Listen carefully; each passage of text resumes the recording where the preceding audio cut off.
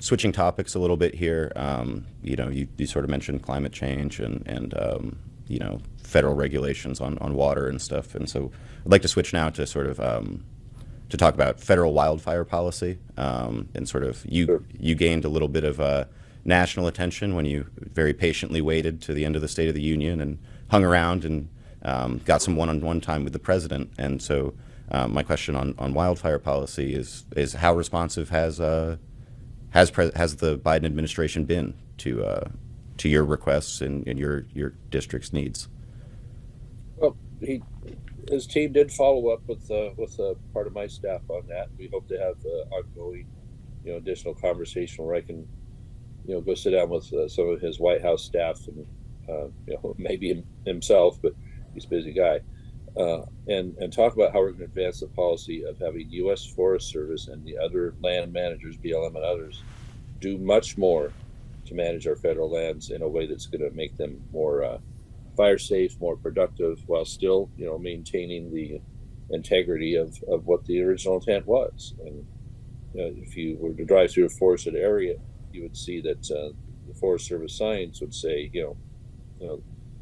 XY National Forest, of land of many uses. It isn't just to be, as defined these days, preserved, which means nobody can have access for, in some cases, wilderness areas for hunting, fishing, camping, off-roading, as well as the type of management you need for having a forest be healthy long-term.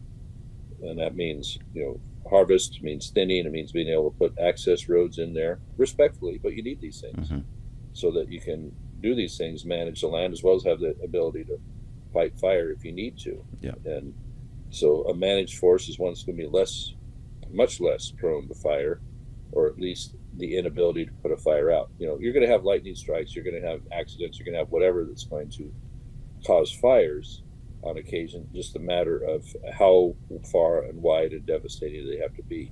A thinned out forest is much easier to put fire out. It doesn't become its own self-perpetuating inferno when you have that. And that's a great tool for firefighters to have. And as we've suffered with 1,000,000-acre forest fires in my own district a couple of years ago, 1,000,000 acres, one fire, they had a devil of a time trying to catch up and get ahead of that, and set parameters there for the fire to fight up against. It was they tried to set bat fires, they tried to set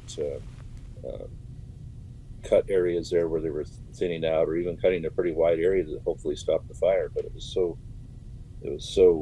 strongly driven by wind and so much dry fuel, it made it really difficult. It kept leapfrogging farther and farther up, where it was many miles from where it first started, and at least 60, 70, 80 miles from one end to the other of the fire, if you really measured it out. Right?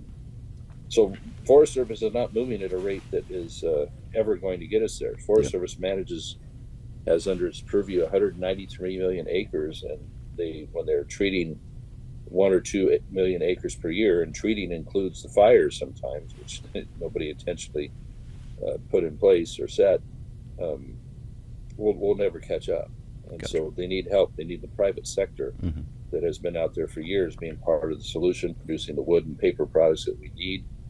And so that was part of my message with the president, is that if not quick action is taken, we're going to actually lose the private sector, which is the important partner in this. Yeah.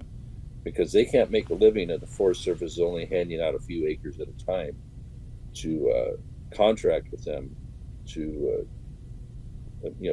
harvest and manage on their behalf. Because Forest Service doesn't have enough time, money, personnel, or I'd say gumption, to go out and do the number of acres that's required if we're ever going to catch up. Understood.